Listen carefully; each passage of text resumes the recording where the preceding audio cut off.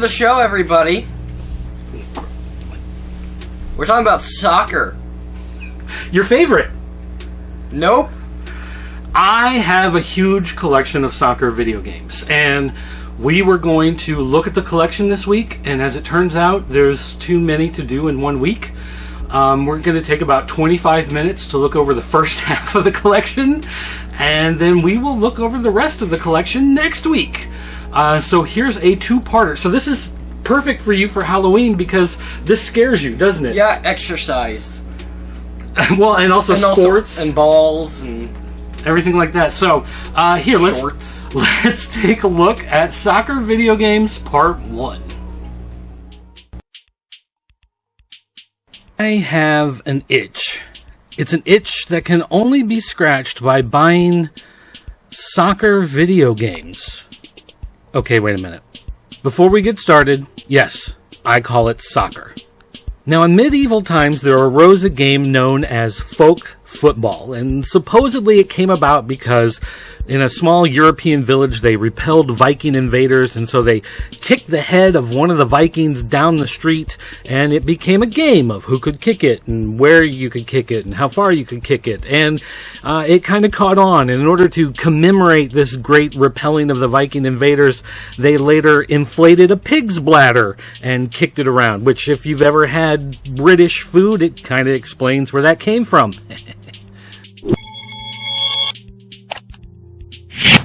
Football itself actually split into two kinds, rugby football and association football.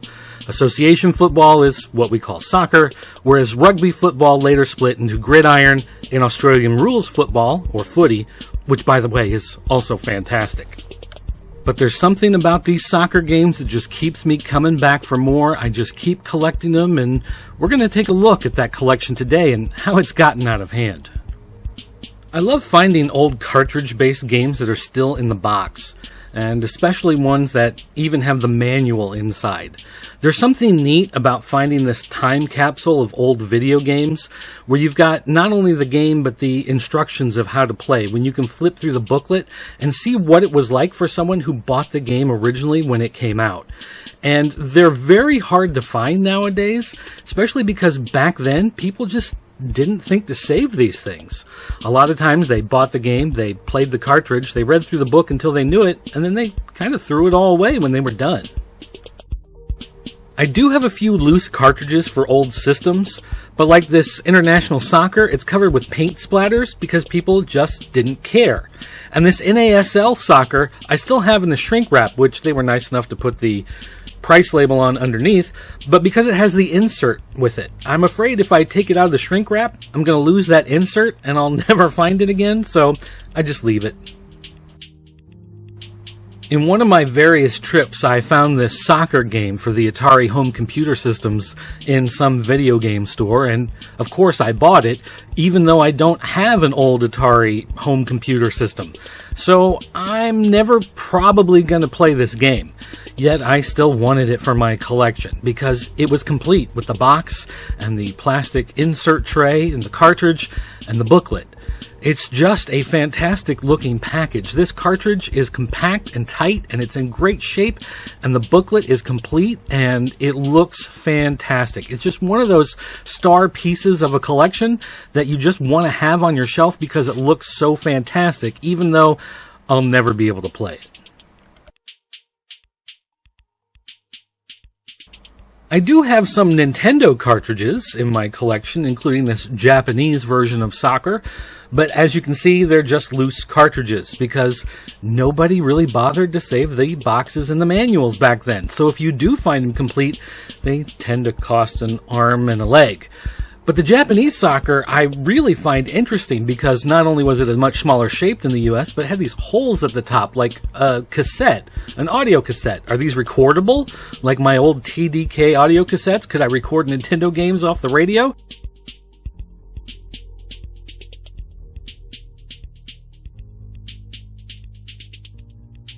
Moving on to the Sega Genesis, aka the Mega Drive, I did happen to find this Japanese version of World Cup Soccer to go along with the US release, so I just had to buy it because I think it's so interesting to have both the US and the Japanese versions, so you can compare them side by side.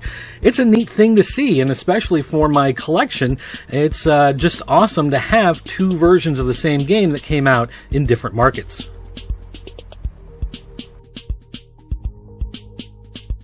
But because you can never be too sure of what you're going to buy online, I always buy these in person. And if I find them in the box or loose, I just go ahead and buy them if they're not ones I already have. So if they're in the box or they're just cartridges, I'll go ahead and pick them up, even if I can't find the box and manual for it, even though I hate doing that. And here's where the infamy begins. FIFA and FIFA 95 on Sega Genesis. Complete, in box, with manuals. Had to have them for the collection complete. And here they are. And people, I think, sometimes forget just how revolutionary these games were for the market. I mean, these were the most realistic soccer games that you could buy. There was nothing else that went as deep as these went into the simulation of playing soccer. Now, computer games would quickly surpass what would be available on consoles, especially with their ability to update rosters and to get deep into running your team AI and all the different plays that you could have available. But as far as consoles go, these games were incredible, revolutionary, amazing. And although we can look back on them and look at them as being so simplistic and look at those graphics and say that looks so cartoony and odd and that is in no way realistic, at the time, it really was. So, yeah, I also bought it on Super Nintendo.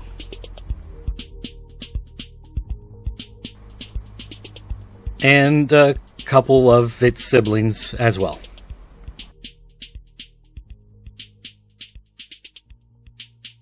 Of course, there were other soccer games on the Super Nintendo, most of them coming out of the European and Japanese markets as they tried to take on EA and their FIFA brand. And interestingly enough, Goal, that you see here all the way on the left, is actually the sequel to the NES game Goal. They're completely different games, but they gave them the same title. I don't know why. I did happen to run across this Captain Tsubasa game for the Super Famicom, based off the manga from Japan, and even though I can't read Japanese and I'll never be able to play it, I thought it was a neat thing to add to the collection. But I also noticed here on the back, they refer to this as a cassette and not a cartridge. So maybe they were recordable just like blank cassettes earlier. About a year ago, I told somebody about my collection and they sent me this copy of an Amiga game, Wild Cup Soccer, which is apparently a computer game where you play as wild, crazy animals in a game of cutthroat soccer. Now again, I don't have an Amiga A500, A600, or A1200, so I'll probably never be able to play this game. Although if you've got one of those computers lying around, you'd like to ship it to me, hey, I'll be more than happy to take it. But it's a neat thing, again, to add to the collection. And it's complete. It has the diskettes, it has the booklet, which is called the souvenir program, and it even has the insert, which you could send away for more information and to even try to win a t-shirt. And the thick booklet has all the different languages, because this was sold in Europe, so it's in French, it's in Italian, it's in English, and it's in Spanish. So if you know any of those languages, you can play this game as well. It's a really neat thing for me to see, especially since this was the type of thing that was never released here in the United States.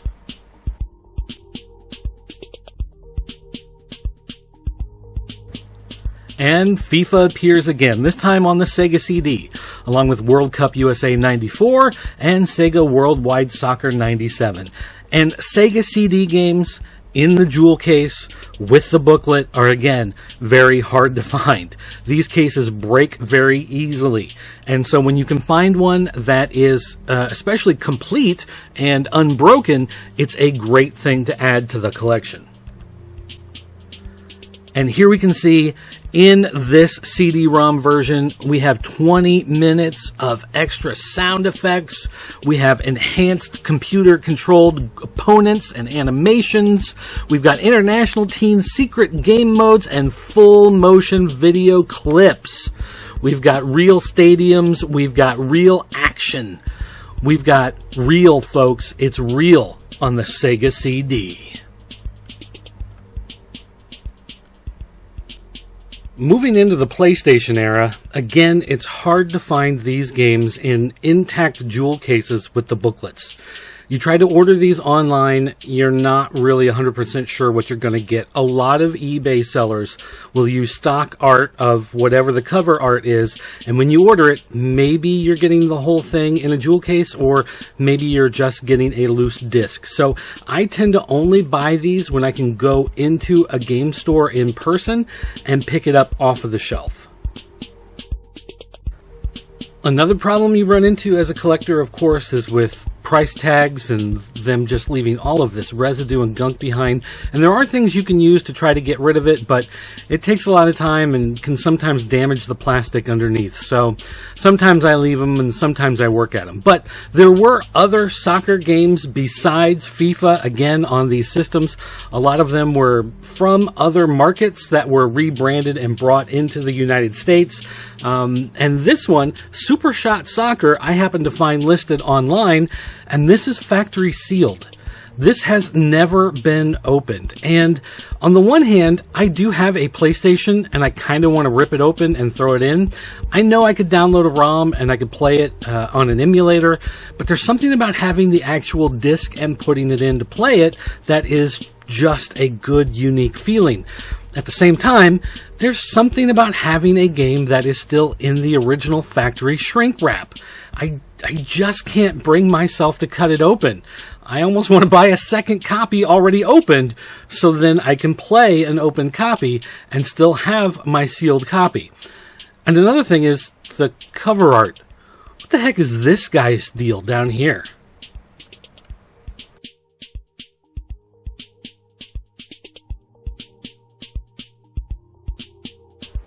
And again, here are some more foreign market pieces, ones that never came to the United States in the way that they are presented here.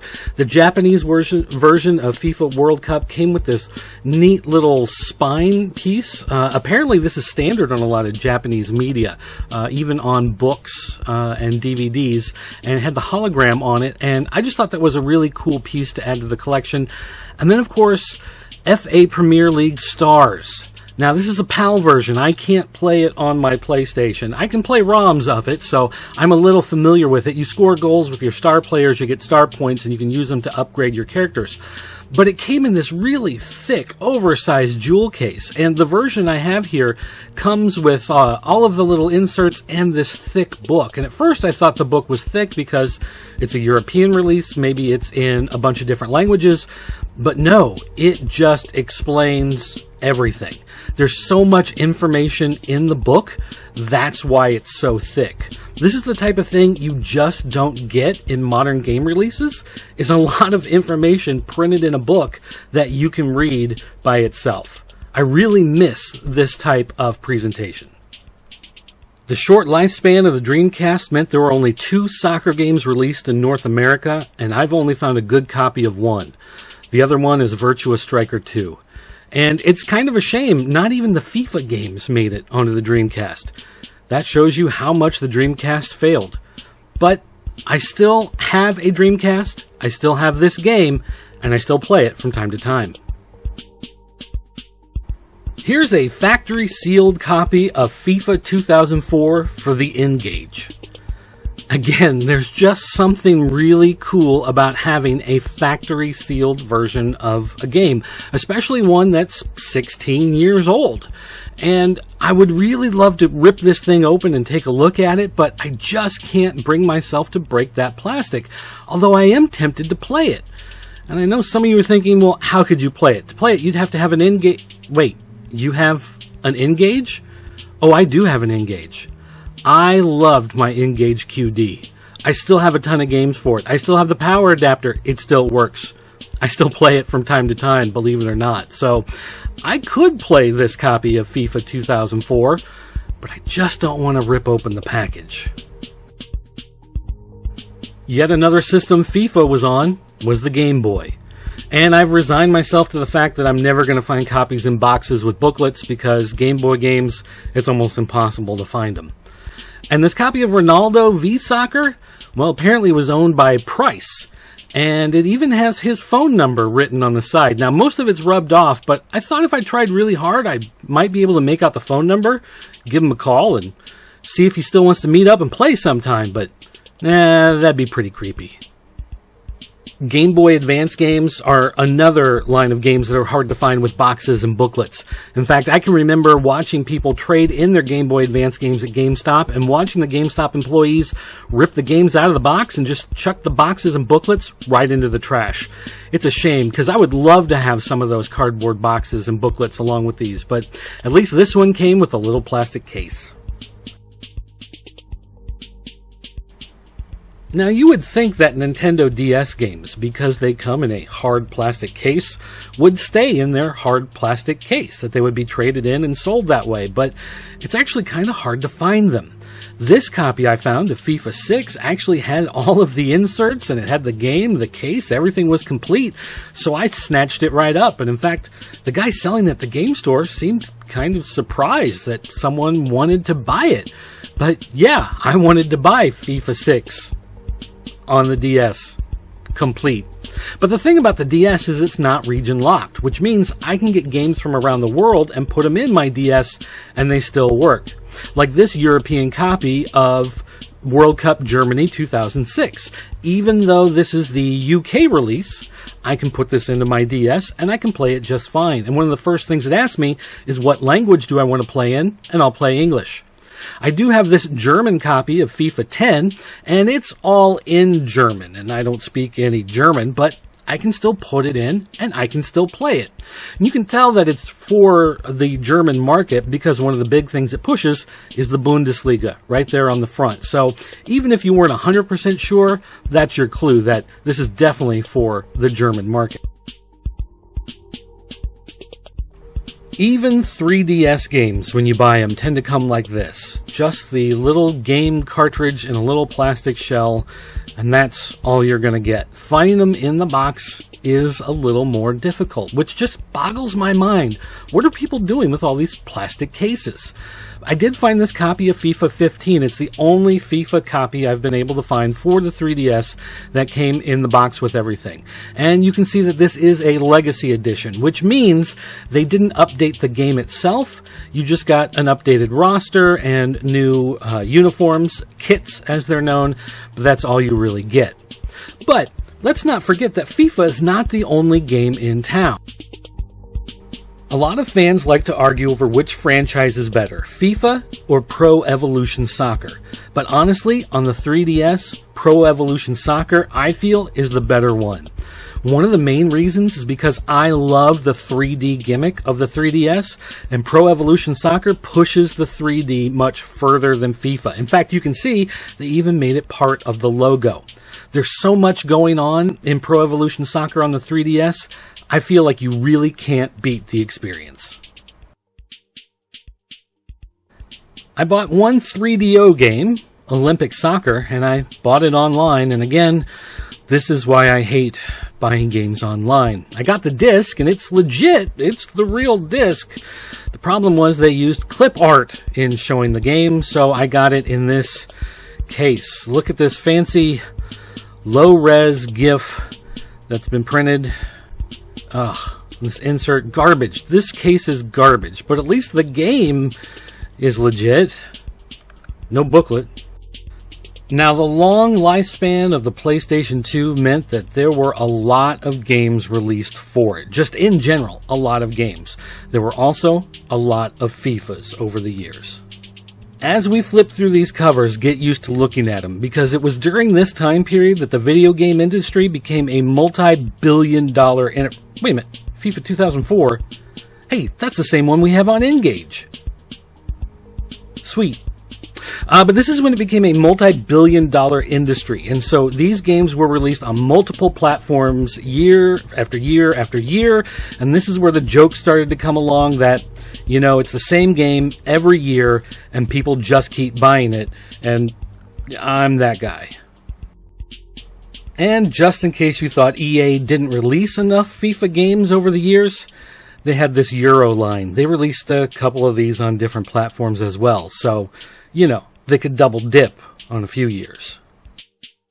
Now, I mentioned the Pro Evolution Soccer line of games on the 3DS, but they started out here as the Winning 11 games. On the PlayStation 2, we had some Winning 11 games, and we also had some Pro Evolution Soccer games. So one system had the games under both names. And in fact, someone from the UK sent me a copy of this Pro Evolution Soccer 5. This is what the series looked like in the UK. It had online play. Games with online play in the UK apparently came in a blue box. And so here you can see the game in the blue case, whereas in the United States, we just had a little online logo on the bottom of the box right there in the middle so that you could see it was online, whereas they had this blue banner at the top and a nifty blue box. Cool. I like theirs better. Sony imported the European franchise known as This Is Football for their World Tour Soccer line on the PlayStation 2. Published themselves through their 989 Sports label. The game was actually well received and was a lot of fun, but it was actually World Tour Soccer 2006 that brought something exciting to the table. See, with the release of the iToy, you now had a camera that could hook up to your PlayStation. And here, the game had the ability to import photos of your own face and put them on a player. So now you had the ability to put yourself in the game and play alongside the world's best players. It was gimmicky, sure, and it was low res, granted, but it was neat, it was fun, it was a great little gimmick, and it made the game worth playing.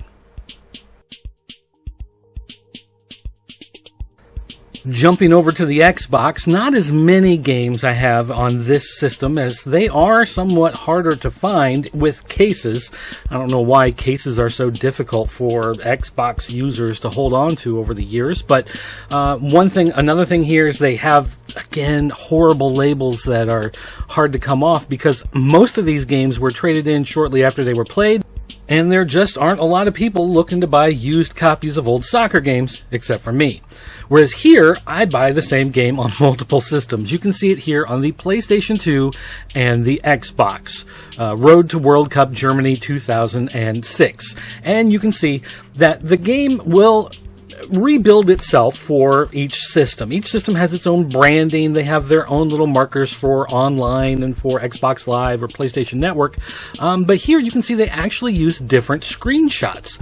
They pulled up the game on the PlayStation 2, played it, grabbed some screenshots, and then they played the game again on the Xbox in similar positions, similar games, grabbed some screenshots and put them on the box. So they are unique to each system. And I bring this up only because that's not always the case. Not every company does this, and we'll point that out again here in a minute, but I thought it was worth taking a moment to point out that EA actually did the right thing, which is uncommon in EA's case. EA Sports' big line of games was a chance to double dip again into a bunch of their sports licenses. So, yeah, I bought a bunch of these. They were fun. They were over the top. It was street ball. It wasn't taking itself as seriously. Again, they were fun, but not as big a deal as the other games, and it didn't last on the market very long. Now, the Winning 11 games came to the Xbox as well. Here you can see a couple of them. And if that Winning 11-9 looks familiar to you, that's because I bought that same game on the PlayStation 2. So we can do a little comparison if we put the PlayStation 2 version right there next to the Xbox version. And you can see, again, each one has its own standout marketing for Xbox or PlayStation. But again, they look basically the same. But on the back, oh my gosh, they are identical. They have the exact same screenshots on the back. So do you think they played it on the PS2 and put the low-res PS2 screenshots on the high-res Xbox? Or do you think they played it on the higher-res Xbox and put those on the PlayStation 2, giving PlayStation 2 owners a false sense of the game they might get? What do you think they're more likely to do? Jumping over to the PSP, you can see the first release was simply called FIFA Soccer. They didn't put the year on it, I guess because they wanted you to think it was a new franchise? I don't know. But you can see that a lot of the games that were released here have the same artwork that was otherwise on the other releases. Now, they did do different screenshots on the back because, of course, the PSP looked incredibly different. In fact, the gameplay was even different on a lot of the releases because it couldn't handle some of the stuff happening on the big boy counterparts. But still, I did happen to get this FIFA 9 release. This is from Europe. This is, I believe, from England specifically. And this is the Platinum Greatest Hits release, and you can see there's much more of a focus on the European players. Also, you have to be at least 3 years old to play it in England, I guess, because if you're 1 and 2, they just don't want you kicking people, I guess. But there's a lot more of an emphasis on the actual leagues that you can play as in Europe, where in the United States, it's just like, hey, it's soccer, come play it, and otherwise, not as big a deal. But again, don't think that EA was limited to just the FIFA license when it came to getting money out of you on the PSP. Because, of course, they also had that Euro line. So they did release at least one of those that I've found. There may have been more, but it's hard to find confirmation because it seems like most people just don't care about soccer games on the PSP, especially when it comes to North America. And there was also, of course, the Winning 11 franchise. And this time, Winning 11 9 does have different screenshots on the back. And that, of course, became the Pro Evolution Soccer line. And Pro Evolution Soccer, of course, came to the PSP as well. And in fact, the PSP versions of Pro Evolution Soccer, much like the 3DS ones, I like so much more than the FIFAs. They're so much fun. Even though some of the team names are faked, I like them so much more, even though they couldn't get the licenses. But Sony wanted, of course, to push their own games, so they brought back the World Tour Soccer line to the PSP as well. They wanted to push those games, and in fact, they wanted to push them so hard that they sent out demos with them. When I first got my PSP, I got this sampler disc, and one of the first demos that was on this sampler disc is, in fact, the World Tour Soccer. One of the first demos that most people would have played when they got their PSP. I also got a lot of demos in the mail from Sony back in those days. They used to send out a lot of demo stuff, and they in fact sent out a demo of World Tour Soccer 06. So I in fact have the demo for that on a UMD as well. Wow, that was a great video. So this is my oldest one. This is from 1980. Oh, so you were born. No, I was born in 76, so I was 4 years old when this came out. But this one, I was lucky enough to get it complete with the booklet and everything like that. When I went online and was talking about my collection on Reddit, some guy actually sent me this from the Netherlands. This is the Wild Cup Soccer.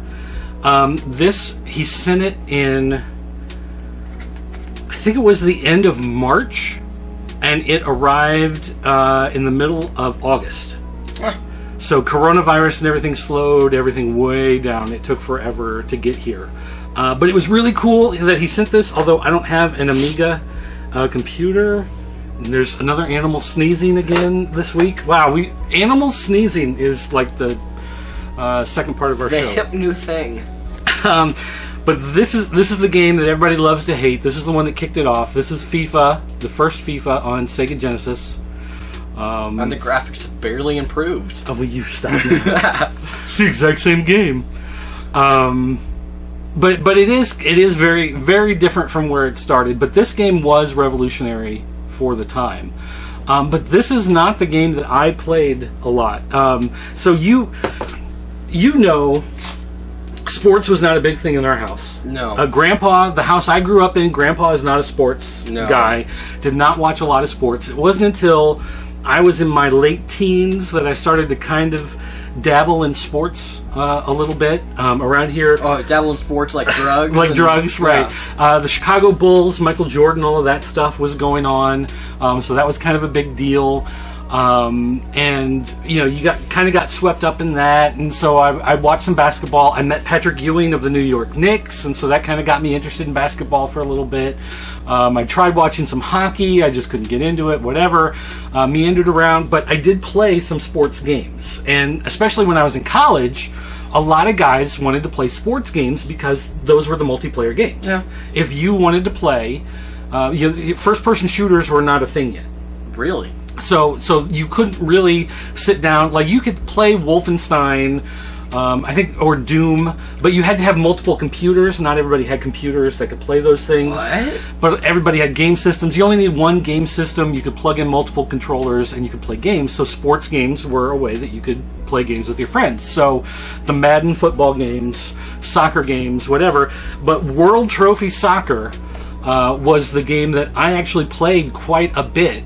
This one came from Family Video. I bought this used at Family Video. It still has the stickers on it. Still has the Family Video sticker on the back. And this, I think I paid like $5 for it used at Family Video. And so this was the soccer game that I played the most. So people always ask, like, oh, what's your favorite? What do you play the most? Whatever. Well, this was actually it. This was a 2-player game. The Sega Genesis was my main system. I had the Genesis 32X and the Sega CD all combined together into one giant mistake of a system.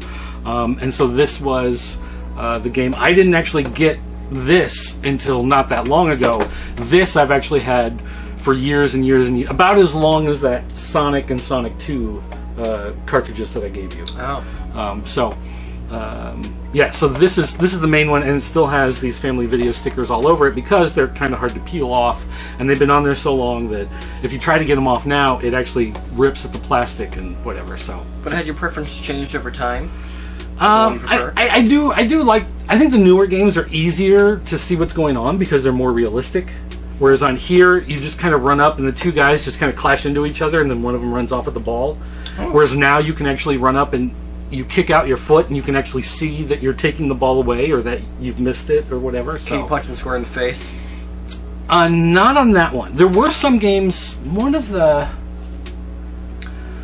Oh man, what was it? Was it This Is Football? World Tour Soccer... they had it where you could actually take a dive. So if someone came in to try to take the ball from you, you could actually take a dive and fall to the ground and make it look like they tripped you up, and you might trick the referee into giving you the penalty. Or you could actually attack the guy and go in with both legs at the same time if the referee wasn't looking, or you hoped there were too many players in between you and the referee. Go with both legs and try to injure the other guy when you went to take the ball. So you did have that option, but there wasn't like throwing hands. Not like hockey, no. I think, although in FIFA's Street, no, I don't think FIFA Street had it. I'm sure there's some game somewhere. I mean, with every system that they've had games on, I'm sure. I want to play a soccer game that feels the least like a soccer game, basically. Like a fighting game? Yeah, but instead you're fighting soccer. Well, soccer brawl. I'll tell you what, I'll do some research. I'll see if I can find a soccer-themed fighting game for next week. Deal. Okay. All right. You touched the gross thing on my hand. I'm not touching it. We are keeping our hands apart until that thing heals.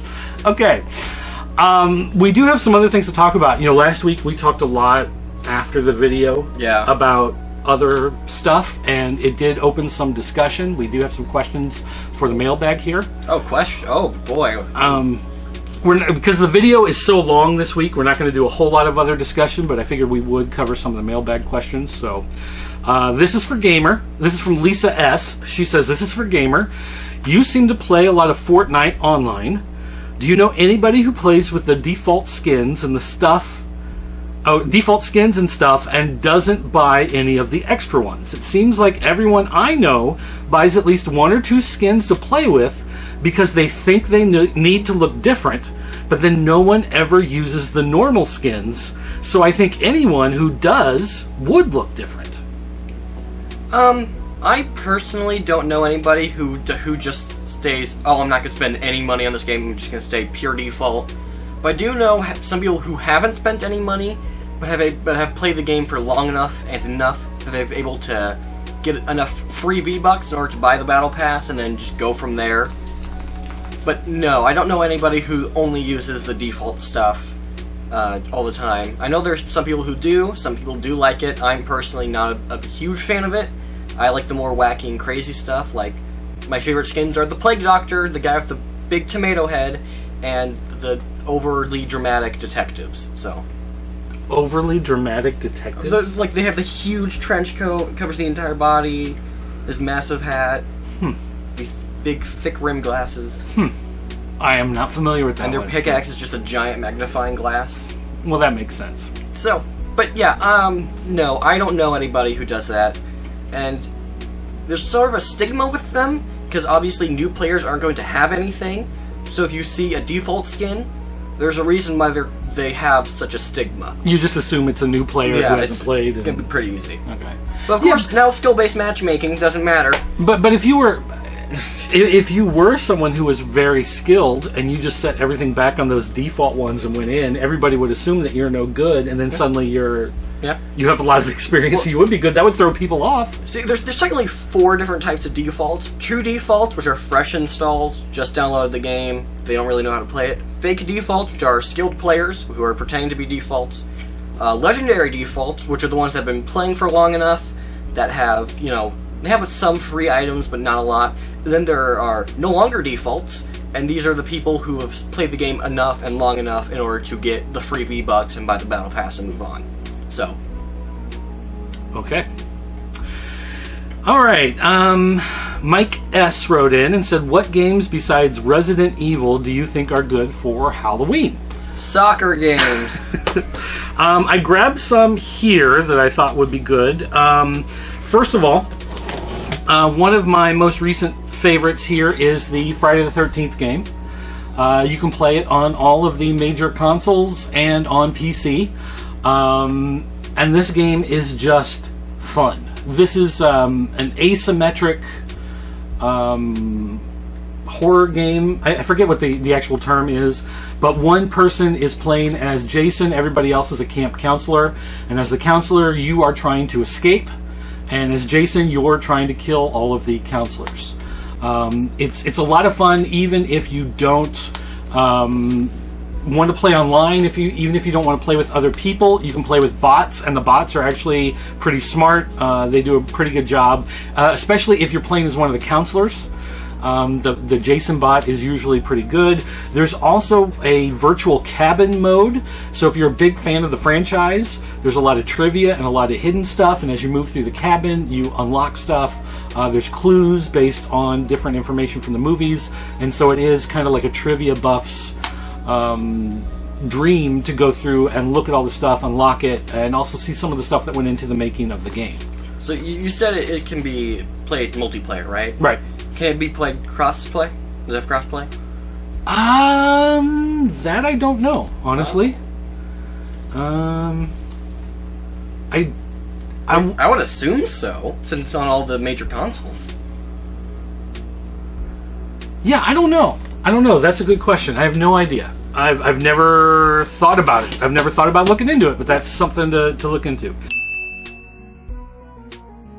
Another thing is the Silent Hill franchise, and we've got a bunch of them here. It's on PC, it's on PlayStation 2, it's on PlayStation 1, it's on PSP, it's on, I think Xbox 360 had some of these. They haven't made any of these in a while, which is kind of sad, but there were a whole bunch of these. If you've ever seen the movies, forget about that, because these are actually good. There were Silent Hill movies? Oh yeah, they made 2 of them, and they're terrible. Let me guess, based off 1 and 2? No. Oh, actually, they're based off the basic idea, but then ruined. Oh, yeah, that narrows it down. And the thing about this, like, in Silent Hill 4, it's completely different from the Silent Hill games that came before it. So this one is you're trapped in your apartment, and then it's all first-person point of view. You're trying to find ways to escape. Your apartment is haunted. You find these portals you're traveling through. It's all first person, which makes it, I think, pretty scary. Kind of like the latest Resident Evil. Whereas the other Silent Hills are more like the Resident Evil inspired, where you're playing in third person, looking over the person's shoulder as you're running through the town, trying to find the way to escape Silent Hill. Some of the games are better than others. Obviously, Silent Hill 1, 2, and 3 are all really good. The spin-offs like Origins and Homecoming, they're not as good, but they're still pretty good. So, question. Yeah. Does this game take place on a hill every time? No. Then why is it called Silent Hill? Because Silent Hill is the name of the town that you're trapped in. Well, we live in a town called Springfield. Yeah. Have you seen any springs? Yeah, we have a big one. Where?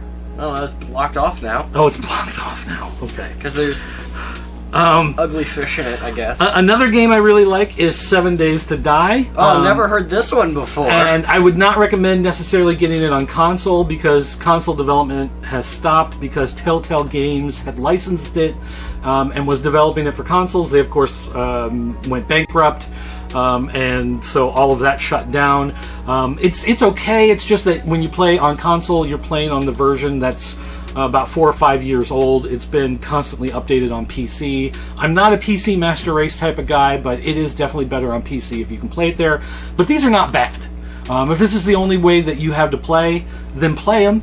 It's still a fun game. It's still really good. It's just better on PC in this instance, because of all the updates that have continued on the development in PC that's not on console. Another game that's interesting, it's an older game. It would be kind of difficult to find now, but you can track it down a couple places. It's a game called Missing. And this is about a couple people who have disappeared, and you are trying to track them down, and it's set in...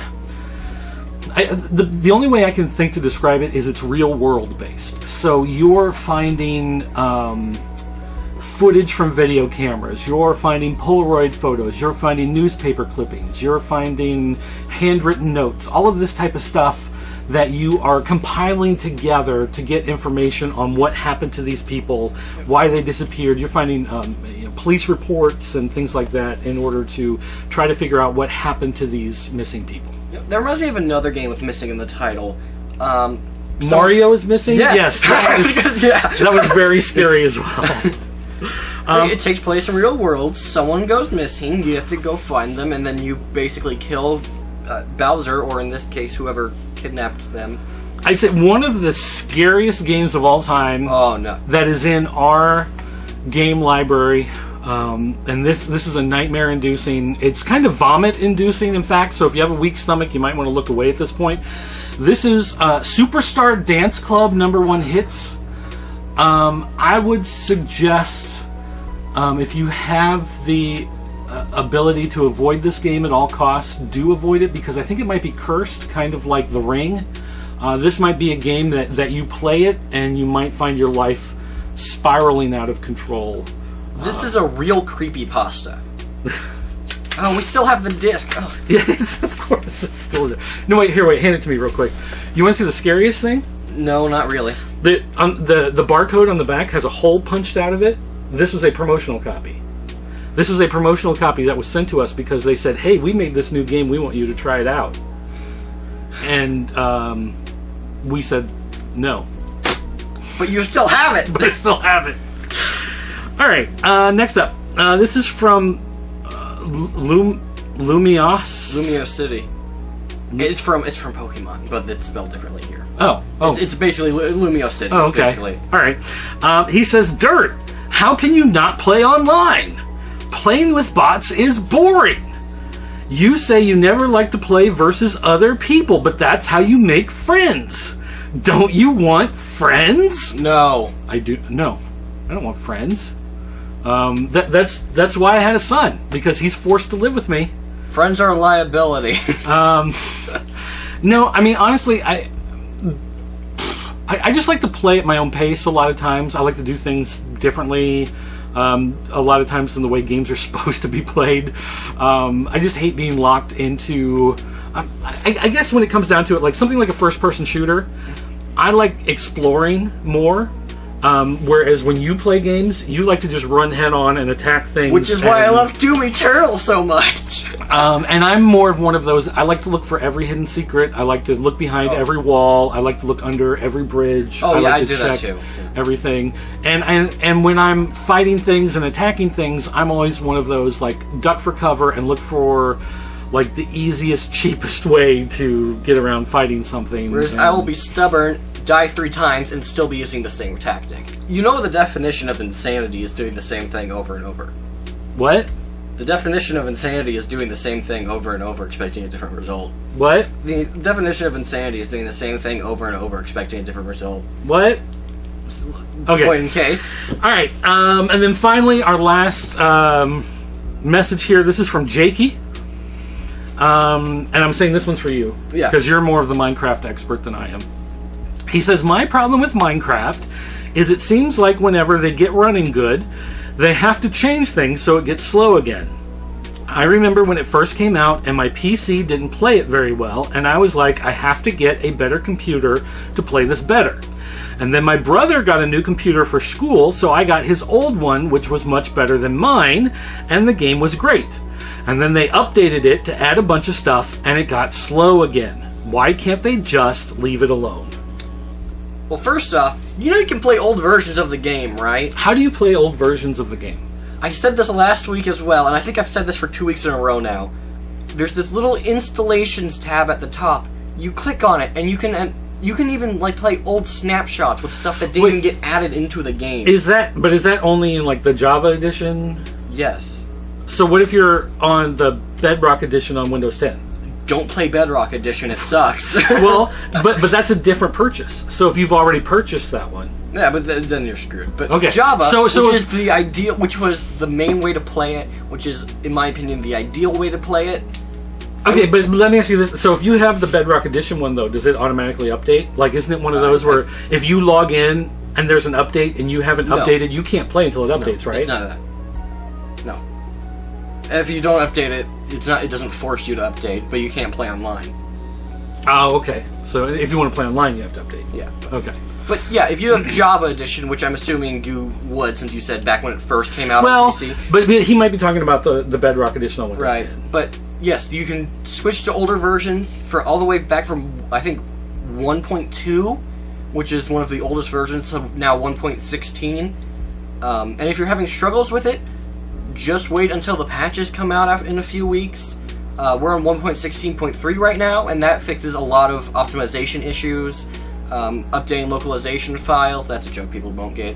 But yeah, it's just a lot of waiting or go back to older versions. Because the fact that there are older versions means that people who, let's say, don't like the 1.9 combat update can still play in 1.8.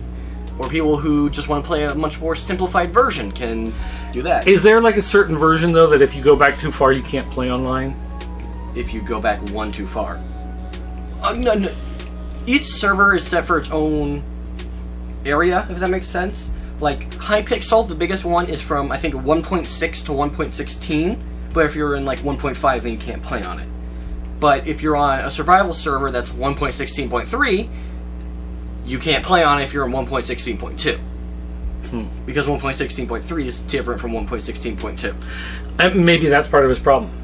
Yeah. Like, maybe he's playing with friends on a server and they're always updating, you know. So and it's one of those. Realms, which is, I own a Realm, you have to be on the newest version. And maybe that's part of the problem, too. But a Realm is a lot worse than a server. I would suggest buy a server instead. But you have to have a computer dedicated to it. No, not necessarily. Sometimes they're online stuff you can just run off there. Like, one of my friends has a server, and he just runs it off of the actual website. It's not on his computer. Oh, you mean he rents server space from a server from a company? I guess. Okay. As opposed to running his own server in his house. He bought a server from... Yes, that's what I mean. Yeah, buy a server. Okay. Yeah. I mean, you said run your own server, and to me that means you have a computer in your house that's running the software. You run your own server. No, you spend like $8 a month buying a server. Look, I remember in 1998 running my own web server that had my own website on it that people could go to the internet. What's the link? No, it's not up anymore. That computer is long gone. Yes. I mean, oh, that's terrible. Oh, such history. Yeah, I know, horrible. All right, so that's going to do it for this week, though. If you have any other questions or comments that you would like us to respond to here on the show, don't forget you can always contact us at some of the links that you see on the screen down below, or you can call our 24-hour voicemail line, all of that stuff, to get a hold of us. Next week, we'll be back on Video Game Losers to look at the second half of my soccer collection, which might be a Guinness World's Record collection of games. I still have to you have to catalog everything and submit it to them in order to get it. You don't already categorize it? I had a spreadsheet, but like you have to take like photos and everything, and then whatever. And with coronavirus, like they're supposed to come to your house and look at your collection and everything, but with coronavirus and stuff, they can't do that right now anyway. So I'm not sure if any of that's going to change for a while. It'll take more than a week. Maybe, yeah. So, but anyway, but this week on That New Toy Smell on Saturday, we're going to be taking a look at the Wheeled Warriors toys, which was one of my favorite lines as a kid, and a line that I think you'll enjoy because it is customizing and building your own fighting cars and trucks. Oh, Transformers. No, they don't transform. You build them. It's like Formers. It's like Build-A-Figures. It's like your Hero Mashers, but they're vehicles with guns and stuff. Also, we'll be opening another thing of the spooky mystery toy box. Toy box of mystery. Yeah, the spooky mystery toy box of doom. So if you missed the Toy Box of Mysteries introduction, make sure you go back and watch That New Toy Smell from this weekend, and you can see it there. Oh, we got a great toy from it. And again, might get something cool, might get something terrible. We'll just have to wait this weekend and see. But otherwise, guys, thanks for watching, and we'll see you next time. Are you not going to wave? No. You're not waving? No. Oh, man.